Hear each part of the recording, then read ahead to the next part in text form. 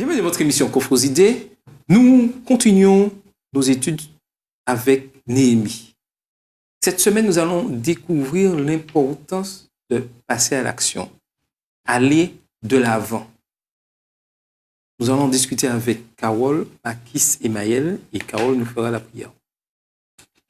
Nous prions. Père éternel, merci de nous donner cette occasion d'être sur ce plateau et de pouvoir discuter autour de ta parole, que ton Esprit Saint puisse guider ce débat et que nous puissions, éternel, retirer quelque chose de positif et surtout d'efficace à travers ces différentes leçons et que nos téléspectateurs aussi puissent en tirer de bonnes leçons. Fortifie-nous et garde-nous, dirige-nous, nous t'en prions, non que nous soyons dignes, mais au nom de Jésus et pour la gloire de ton Saint-Nom. Amen. Amen. Est-ce que vous aimez passer à l'action? Ah oui. Oh, tu sais. Ça dépend pourquoi. Est-ce que nous aimons vraiment aller de l'avant? Oui. Mais qui est-ce qui aime reculer? Je ne sais pas. En fait, quand ça demande beaucoup d'efforts, j'avoue que c'est un peu compliqué d'aller de l'avant quand même. Des fois, on se dit, oh, finalement, c'est plus fastidieux que je ne le pensais. Bonne question. Aller de l'avant, pourquoi? Lorsque c'est Dieu qui nous envoie, est-ce que nous répondons facilement? Ou est-ce que nous prenons le temps de réfléchir? Ça dépend, hein? Tes questions sont très vagues. Hein. Ça dépend, puisque si Dieu nous appelle à aller travailler au fin fond de l'Amazonie, sans Internet, sans électricité, sans eau, est-ce qu'on ne va pas réfléchir un petit peu quand même? C'est ça. Mais ce qui est intéressant, lorsque c'est Dieu qui nous envoie, il nous donne les moyens. Tu sais, moi mon truc, hein, j'avoue que je suis un peu... Certaines choses, je suis réticente. Mais il y en a d'autres, quand je sens que, ah ouais, ça va me plaire ça, je suis toute excitée, j'ai envie d'y aller, je fonce, j'ai hâte d'entamer les opérations. Donc, toi, ça dépend du domaine, ça dépend du secteur. Et... ça dépend de ce que... Des circonstances. Mais en matière d'appel, quand je vois par exemple que tu me donnes une superbe idée en communication, j'ai trop hâte de la mettre en œuvre. Là, j'ai même l'impression que ça va tellement lentement que les gens ne sont pas réactifs, tellement je suis excitée. Donc ça dépend. Alors, sentons-nous vraiment la main de Dieu dans ce que nous faisons? Parfois oui. Parfois oui. En fait, quand on se laisse vraiment guider par Dieu, quand on se met vraiment à la disposition de Dieu, franchement, on le sent. On sent que c'est l'Esprit qui nous inspire. On sent que, comme on dit, que c'est un fait de Dieu. On sent que Dieu est là et qu'il a inspiré ce moment-là ou cette action-là. Ça se sent, oui. Ça se sent. Ah oui, ça se sent. Alors là, maintenant, on voit Néhémie demander l'autorisation au roi de pouvoir partir et il part. Il va à Jérusalem. Il va à Jérusalem. Mais il y a quelque chose de particulier lorsqu'on lit Néhémie 2, versets 11 et 12, où il est dit « J'arrivai à Jérusalem et j'y passai 3 jours. Après quoi je me levai pendant la nuit avec quelques hommes sans avoir dit à personne ce que mon Dieu m'avait mis au cœur de faire pour Jérusalem. Il n'y avait avec moi d'autres bêtes de somme que ma propre monture. » Là, je me pose la question. Dieu envoie Néhémie pour une mission. Néhémie est convaincu de cette mission et il décide de passer à l'action, d'aller de l'avant. Mais il va en pleine nuit. C'est pas un peu contradictoire? Mais non, il n'est pas allé en pleine nuit le premier jour. Il a passé 3 jours d'abord, donc il était en plein jour. Oui, mais personne ne savait sa mission. Pas pour la muraille. Mais personne ne savait ce qu'il faisait et allait faire. Il est arrivé à Jérusalem, voilà. Il est arrivé là, 3 jours, il est là, mais... Il n'a dit à personne que c'était première action, la reconstruction. Il va visiter en pleine nuit. Est-ce qu'il n'y a pas une contradiction entre appel de Dieu et puis vouloir un peu, je dirais, se cacher? Non, mais on peut penser qu'il a simplement fait preuve de prudence, parce que quand on va lire la suite du chapitre, on voit bien qu'il y avait des détracteurs, il y avait des gens qui n'étaient pas d'accord, justement, pour que cette muraille soit construit. Donc, pour pouvoir analyser la situation de manière sereine, au calme, puisque même si on a des projets, il faut quand même réfléchir à la méthode, réfléchir au comment, au pourquoi, etc. Donc, il fallait bien que ça se fasse dans de la tranquillité. D'accord? Donc, le soir, bien sûr, c'était le moment approprié. Comme on dit, tous les chats sont gris. Donc, là, on peut tranquillement déambuler dans les rues, déambuler autour de la muraille et voir un petit peu dans quel état se trouve la muraille, où en sont les travaux, qu'est-ce qu'on aura à faire, qu'est-ce qu'on n'aura pas à faire. Et je pense qu'il a fait preuve de prudence. Parce que même si on a l'appel de Dieu et même si on sait ce qu'on doit faire, on ne doit pas le faire n'importe comment. Par exemple, la semaine dernière, tu parlais de si on doit faire une démarche auprès des autorités. Est-ce que parce que justement j'ai la vérité, j'ai une vérité à transmettre et que je dois défendre mes droits, est-ce que je vais le faire n'importe comment? Il y a une façon de le faire. Est-ce que je vais aller tutoyer monsieur le maire? Ouais, mais tu nous dis ça, alors comment tu ne sais pas que nous avons la liberté religieuse? Non, mais non. Je vais adopter une position protocolaire, etc., pour ne pas plus irriter la personne et à pouvoir accomplir ma mission. Rappelons-nous qu'on était dans un contexte politique compliqué à Jérusalem. Donc, je peux supposer les tensions qu'il y a dans les rues, autour de la muraille. Peut-être qu'il y a des gardiens, peut-être qu'il y a, je ne sais pas, imaginons, toutes les gens aiment se réunir. Il y a des clans qui se réunissent autour de la muraille durant la journée. Donc, le soir, à mon avis, tout le monde est couché. Il peut faire ses pronostics tranquillement, regarder, surveiller. Et je garde le même avis que Carole.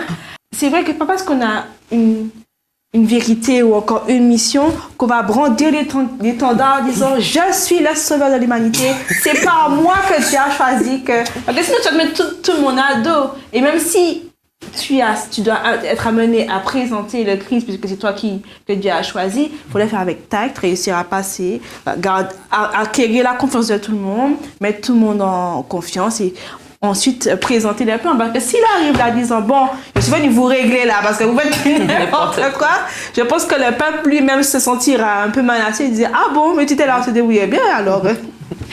Alors, et il y a aussi, j'aimerais ajouter, il ne faut pas oublier que Néhémie avait demandé des lettres de créance pour pouvoir passer dans les différentes régions par rapport à ce qu'il avait à faire. Et comme on dit, les nouvelles vont vite. Hein.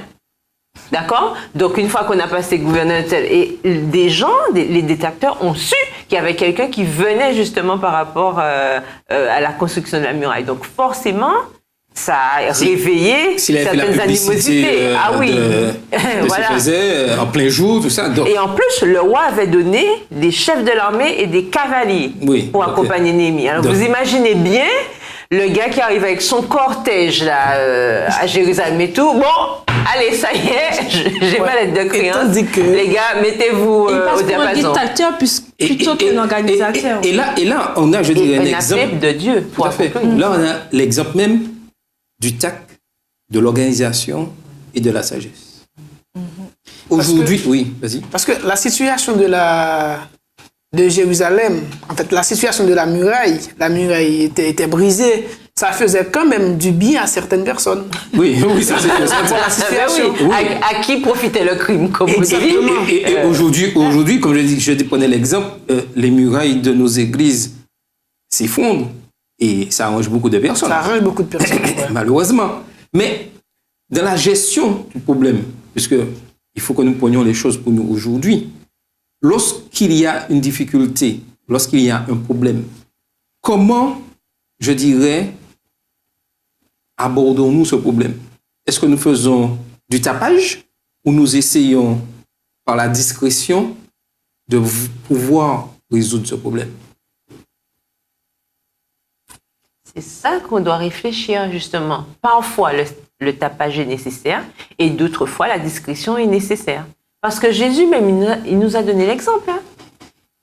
Il a eu aussi son moment où il a fait un tapage. Quand il est rentré à Jérusalem et qu'il a vu le temple dans cet état, il n'y est pas allé doucement. Oh, mes chers vendeurs, s'il vous plaît, je vous en prie. Non. Allez. Non, mais c'est ça. Je suis d'accord. Et il y a d'autres moments où, avec sagesse. Ouais, ça dépend. Non, ouais, non, ça, ça, non, mais quel que soit. ça non, dépend de la situation. Ça dépend de la situation. Non, oui, là, tu me parles de la finalité. Mais ce que je veux dire, c'est en amont, lorsque pour, je dirais, aborder, pouvoir résoudre un problème, il faut déjà connaître le sens. Parce que là, Néhémie va visiter de nuit pour voir ce qui se passe, ce qu'il y a, connaître la réalité. Le plus souvent, lorsqu'il y a un sonder problème, le terrain. sonder le terrain. Le plus souvent, lorsqu'il y a un problème, nous sommes prêts à parler, mais très peu à écouter, à savoir qu'est-ce qui se passe. Tout à fait. Si, entre guillemets, je dirais, l'apostasie règne au sein de l'Église, je ne vais pas arriver avec force dire, c'est bien, et ah oui, il y a plein d'apostasie dans l'Église, mais est-ce que je connais le comment, le pourquoi on est dans cette situation, qu'est-ce qu'il y a, est-ce que je me suis rapproché de savoir la sensibilité qu'il y a dans l'Église? Est-ce que vous voyez ce que je veux dire? Mais oui. Et c'est ça le tact et l'organisation et cette sagesse que nous devons avoir lorsqu'il y a un problème dans nos communautés. C'est-à-dire, avant de vouloir faire, parce qu'après, Néhémie, on va découvrir tout à l'heure, à parler, mais écouter, voir ce qui se passe. Peut-être poser des questions, connaître la situation. Parce que jusqu'à présent, il n'avait que le oui-dire Tout du à fait. messager. Oui, Donc, c'est ça. pour finalement se faire une idée juste de la situation, je peux comprendre qu'il ait eu besoin de se faire son propre avis plutôt que de se laisser influencer par l'avis de son messager ou de ses impressions qui ne sont pas forcément le reflet de la réalité. On ne sait pas. Et c'est ce que doit avoir, je te la parole, et Carole, c'est ce que doit avoir un vrai leader. Tout à fait. C'est-à-dire, j'arrive à un endroit, lorsque je suis responsable d'église, j'arrive à un endroit, je ne connais pas. Mais je dois prendre le temps de pouvoir connaître, de ne pas me laisser influencer par ce qui a été dit dans le passé, là, de chercher à connaître la situation avant de pouvoir mettre les choses en place. C'est pour ça, des fois, que les choses prennent du temps. Mais Dieu permet ce temps-là afin que son nom soit glorifié. Et tandis que nous avons tendance à avoir, je dirais, le sang chaud. Nous arrivons à un endroit à faire. Nous sommes là, c'est... Voilà, comment on va faire? Est-ce que vous voyez ce que je veux dire? Et un vrai leader prend le temps de sonder la situation et d'aller de l'avant. Et quelle que soit la période, même lorsque on nous place à un nouveau poste au sein de l'Église, il faut prendre le temps de mettre les choses en place. Qu'est-ce que vous voulez dire?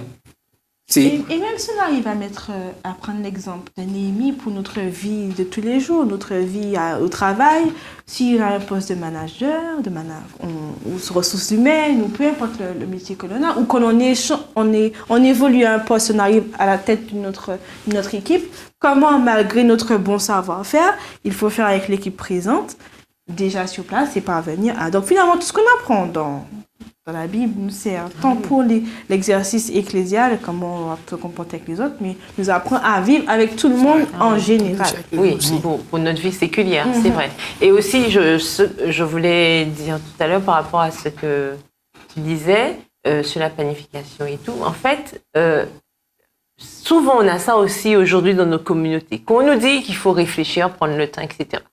Je vais prendre un exemple simple. On parle d'efforts d'évangélisation. D'accord? Parce que ça aussi, on peut l'appliquer. Ça fait partie de la reconstruction des murailles. On parle d'efforts d'évangélisation. Mais on est dans un système plutôt répétitif ou alors dans de la tradition plus que dans la réflexion et voir si ce sera probant ou pas. Alors, tout de suite, campagne d'évangélisation. Ah ben tiens, on va faire une tente parce que bon, ça a toujours marché et puis machin. Mais comme tu dis, est-ce qu'on a tâté le terrain? Est-ce qu'on a consulté les membres? Est-ce qu'on arrive dans une église? Il n'est pas question de tout de suite, ah oui, bon, effort. Mais est-ce qu'on a pris le pouls? Est-ce qu'on sait si les gens sont intéressés? Est-ce que c'est un projet qui va fonctionner? Est-ce que les gens vont participer à ce projet? Si oui, pourquoi? Sinon, pourquoi? Ça prend du temps. Quand on veut réussir quelque chose, ça peut prendre du temps. Et faire preuve de sagesse, justement, c'est connaître le terrain. Souvent, on veut réaliser des choses. Parce qu'il faut réaliser des choses. Là, oui, Jésus nous a dit, allez, faites de toutes les nations des disciples, machin. Donc, dès qu'on a appris Matthieu 28, on l'applique à volo. Mais pour appliquer Matthieu 28, il y a une méthodologie, il y a une façon de faire les choses. On peut l'appliquer de différentes manières. Donc, il faut que je vois de quelle manière cette application sera efficace là où je suis. Peut-être que je l'ai fait à Tombouctou, ça a marché comme ça. Mais quand je vais arriver à Tahiti, ce ne sera pas pareil. Ouais. Voilà. Donc, il faut réfléchir à notre manière de faire les choses, et pas forcément faire parce qu'il faut faire. Et c'est de ce qu'on parlait. Parce que l'Éternel m'a autorisé, donc j'ai l'aval de Dieu pour aller reconstruire la muraille, et bien je vais arriver là comme... Non! L'Éternel nous a dit de partir en mission, d'aller de faire de toutes les nations des disciples, mais il ne nous a pas dit de le faire n'importe comment. Et nous l'avons vu dans la parole de Dieu, lorsque Paul, Silas et tous les autres apôtres sont partis, chacun a dû s'adapter à l'endroit où il allait. Ils ont dû adopter des méthodes différentes pour pouvoir accomplir la mission. Pour nous aussi, c'est la même chose aujourd'hui. Il ne faut pas mettre des œillets. Ah oui, on a toujours fait comme ça et puis on fait comme ça. Non, la sagesse voudrait que nous puissions réfléchir. Exactement. L'exemple de Néhémie, on voit Néhémie, lorsqu'il est arrivé à Jérusalem, dans ses propos, Néhémie n'utilise pas le moi, le je. Il utilise plutôt le nous. Qu'est-ce que nous allons faire? Néhémie présente au peuple la situation de Jérusalem, l'importance de la reconstruction de la muraille, voilà, avant d'entrer en action. Oui, mais on remarque bien que Néhémie, et on va le lire rapidement dans Néhémie 2, les versets 15 à 18, où il nous dit « Je montai de nuit par le torrent et je considérai encore la muraille. Puis, je rentrai par la porte de la vallée et je fus ainsi de retour. » Et il ajoute au verset 16, « Les magistrats ignoraient où j'étais allé et ce que je faisais. Jusqu'à ce moment, je n'avais rien dit aux Juifs, ni aux sacrificateurs, ni aux grands, ni aux magistrats, ni à aucun de ceux qui s'occupaient des affaires. Je leur dis alors, vous voyez le malheureux état où nous sommes. Jérusalem est détruite et ses portes sont consumées par le feu. Venez, rebâtissons la muraille de Jérusalem et nous ne serons plus dans l'opprobre. » Et le verset 18, « Et je leur racontai comment la bonne main de Dieu avait été sur moi et quelles paroles le roi m'avait adressées. Ils dirent, levons-nous et bâtissons, et ils se fortifièrent dans cette bonne résolution. » Oui, c'est lorsque Néhémie a fait, je dirais, l'état des lieux, il a pu s'adresser aux responsables et leur dire, voici la situation. Ouais. Et les responsables, pensez-vous qu'ils ignoraient c'était quoi le problème? C'était eux. Non, mais ils savaient, ils connaissaient presque, on le voyait. On pourrait dire que Néhémie peut arriver et leur dire, bon les gars, vous savez le problème, vous savez déjà, c'est vous la cause, donc on va mettre les choses en place comme ça. Non, il leur montre qu'il est passé, il a vu, il n'a pas entendu. On lui a pas raconté. Personne non plus. Quoi? Il n'a accusé personne. Oui, et Ouais. c'est là que j'avais fait le deuxième aspect. En général, il dit voilà, ben, écoutez, Voilà. on est dans cette situation-là. Qu'est-ce qu'on peut faire ensemble? Essayons de nous mettre ensemble pour réaliser, pour parvenir à s'en sortir. Il n'accuse pas et pourtant on sait très bien qui est le souci. Oui, on sait. Non, il sait. Donc c'est ça aussi la démarche, parce que finalement, on ne peut pas faire avec, on ne peut pas faire sans. Chacun met sa pierre dans l'édifice. Donc, on ne peut pas non plus mettre certaines personnes de côté, disant, ben, comme ils ont mal fait, on n'a plus besoin d'eux. Non, c'est chacun qui met sa pierre et ensemble, on y arrivera parce que, bon, on est faillible, quoi. Oui, tout à fait. Et ça, c'est quelque chose, vraiment, je dirais, l'amour de Dieu pour l'être humain. Et cet amour que nous devons avoir. C'est-à-dire, pouvoir, je dirais, régler les problèmes, mais ensemble. Pas être, entre guillemets, le sauveur. Et le plus souvent... On a ça des gloires. Oui, mais c'est ça notre problème. Comme je suis arrivé là, je vais résoudre le problème.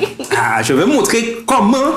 Et le plus souvent, et c'est cette subtilité qui est des fois très difficile, tu vois, à comprendre, tu vois. Parce que on peut ressentir l'appel, on a reçu l'appel, mais si on ne se laisse pas complètement diriger par l'Esprit de Dieu, on peut facilement dévier et dire, je dirais, s'autoproclamer le sauveur de cette situation que Dieu a choisi.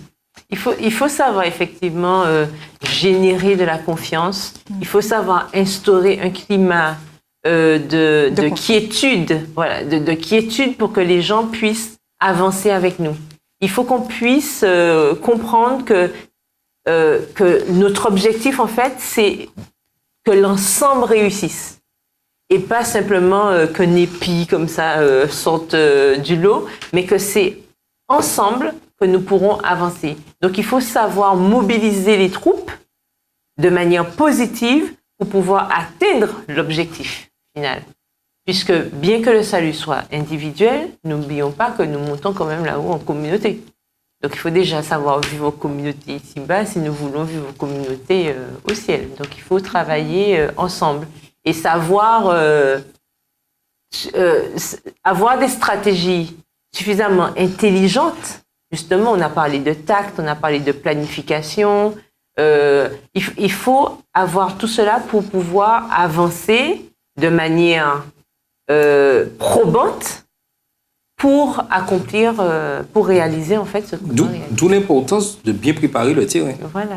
En fait, vous voyez, le pire dans l'histoire de Néhémie, c'est qu'il y a certains dirigeants qui montrent à Néhémie le biais fondé pour ne pas reconstruire la muraille. Et qu'est-ce que Néhémie les avait dit? Mais oui, vous avez raison. Néhémie ne les avait pas dit, mais non, il faut reconstruire ça. Non, vous avez raison. Cependant, oui. Cependant, voilà. Cependant, le Dieu des cieux nous donnera le succès. C'est ça, en fait. Oui, c'est la sagesse de Néhémie. Mais c'est quelque chose, et c'est vraiment quelque chose de particulier que chaque, je dirais, dirigeant, leadership devrait avoir, chercher à avoir. C'est ce tact, cette sagesse. Ouais, il faut être sage. Que Néhémie a eu. Et quelle que soit la situation, ne pas croire qu'il y a une solution toute faite. Et c'est ça notre problème aujourd'hui. Et prendre le temps. Et aujourd'hui, le Seigneur nous dit dans ce 21e siècle de toujours prendre le temps de pouvoir, je dirais, mettre les choses en place. S'il y a un problème, prendre le temps de pouvoir le résoudre. Mais toujours le seul but, c'est quoi? C'est que l'Église avance. Et si aujourd'hui, je dirais, les murailles sont brisées, sont attaquées, tombent, ce n'est pas à moi seul que je vais rebâtir le mur. Un homme seul ne peut rebâtir la muraille. Oui, mais il faut aussi préciser que même dans cette reconstruction, il y a toujours des gens qui vont rester à part. Oui. Parce que même dans l'histoire de Néhémie, quand on lit la fin du chapitre 2, nous voyons qu'il dit bien à une part, le Dieu des cieux, il dit bien à une partie des gens, le Dieu des cieux nous donnera le succès, nous, ses serviteurs, nous nous lèverons et nous bâtirons. Et il dit, en contrepartie, mais vous, donc il s'adresse à d'autres personnes, oui. vous n'avez ni part, ni doigt, ni souvenir dans Jérusalem. Donc on voit bien qu'il y a quand même cette opposition, malgré... Qui existera toujours. Voilà. Donc malgré le fait que nous avons cette mission accomplie, nous devons toujours nous souvenir que nous aurons toujours des détracteurs. On aura toujours des gens qui ne sont pas d'accord. Et comme on dit, il y aura toujours des empêcheurs de tourner en rond. Mais est-ce que pour cette raison, il ne faut pas avancer? Il faut quand même avancer parce que Dieu est aux commandes. Et ça, il faut le retenir. Il est important qu'aujourd'hui, qu'il y ait des hommes qui puissent prier et prêcher. Mais des hommes dont les prières et les sermons sont empreints d'un dessein bien arrêté. Pas des prières comme ça. Pas des moments de prière pour faire des moments de prière. Pas des nuits de prière pour dire j'ai fait nuit de prière. Un sermon parce que j'ai fait un sermon. Il faut que tout ceci ait un but bien précis. Et pour qu'il y ait un but bien précis, il faut déjà en amont que j'ai discerné le problème qu'il y a. C'est-à-dire le problème qu'il y a dans l'église X n'est pas le même problème qu'il y a dans l'église Y. Une église Y aura besoin peut-être de nuit de prière, mais peut-être l'église X n'aura pas besoin de nuit de prière. Est-ce que vous voyez ce que je veux dire? Mais ça ne vous remet pas en cause la spiritualité de l'église. Tout à fait. Et des fois, nous faisons des choses parce que les autres... Ah, mais ça marchait à tel endroit, eh bien, on va faire. Mais non. Mais nous n'avons pas cerné sondé le problème que notre communauté a et que l'autre communauté n'a pas. Voilà. Et trop souvent, on prend la prière comme un talisman. Or, la prière n'est pas un talisman. C'est pas un truc de miracle, etc. Non, c'est quelque chose quand même de réfléchi. Il faut s'organiser. Et pour pouvoir s'organiser, comme on dit, il faut savoir où on va, quel est l'objectif, quel est le projet. Il ne faut pas faire des choses pour faire des choses. Et malheureusement, trop souvent, on tombe dans cette routine de faire les choses pour faire les choses. Non, nous sommes arrivés à un moment où aujourd'hui, on doit réfléchir à des stratégies correctes, des stratégies viables pour savoir où on va exactement. Parce qu'il ne s'agit pas pour faire, mais il s'agit de faire pour atteindre un objectif. Néhémie, il a fait tout ça dans quel but? Parce que l'Éternel l'avait inspiré pour la reconstruction. Aujourd'hui, quel est notre objectif? Quand nous mettons en place un programme, quand nous mettons en forme un projet, quel est l'objectif? Est-ce que c'est juste pour dire oui, on a fait, ou comme tu disais si bien, ah oui, ça s'est fait. Non! Qu'est-ce que moi je peux faire à mon niveau par rapport à ce que j'ai? Tout à fait. Mais vous voulez dire quelque chose? Et oui, en effet, je rejoins Carole quand elle dit qu'il faut un projet. Et surtout quand le projet finalement est dirigé par Dieu. Quand Dieu nous inspire la méthodologie à suivre, comme c'était le cas pour Néhémie, il avait les plans, Dieu lui avait inspiré le plan à la marche à suivre pour parvenir à reconstruire la muraille. Et il est parti avec toute la marche à suivre que Christ lui avait proposé. Et tellement convaincu et affermi dans ce qu'il a à faire, il ne s'est pas laissé détourner par ce que le peuple penserait de lui, ce que les autres diraient comme revendication, puisqu'on parle à un moment de sa prise de parole pour encourager le peuple de s'enrôler dans la mission.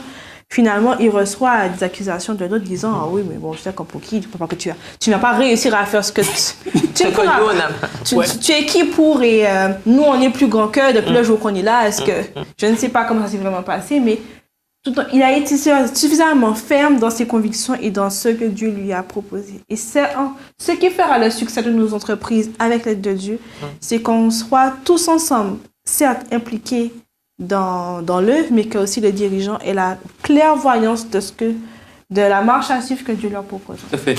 Et je dirais que c'est la puissance de Dieu qui avait donné à Néhémie cette sagesse pour reconstruire la muraille. On voit que Néhémie était à l'aise là où il était. Il était à l'aise. C'est le peuple à Jérusalem qui était en difficulté. Ah bon. Le peuple n'était pas en sécurité. Mais malgré tout ce que Néhémie a fait, mais beaucoup d'entre eux étaient contre. Tandis que c'était pour leur bien. Mais en dépit de tout, Néhémie n'avait pas cédé. Et on va conclure. Il est important que nous puissions sortir de nos zones de confort dans nos communautés. C'est-à-dire, je suis assis là et puis, des choses se passent. Et que nous puissions être de véritables serviteurs qui passent à l'action et qui se laissent diriger par le Saint-Esprit avec un but bien précis. Ne faisons pas les choses pour faire des choses. Faisons les choses parce que nous avons, avec Dieu, mis en place un plan et que nous avons un objectif. Nous connaissons les objectifs de nos communautés. Maintenant, passons à l'action. C'était votre émission Prophétie.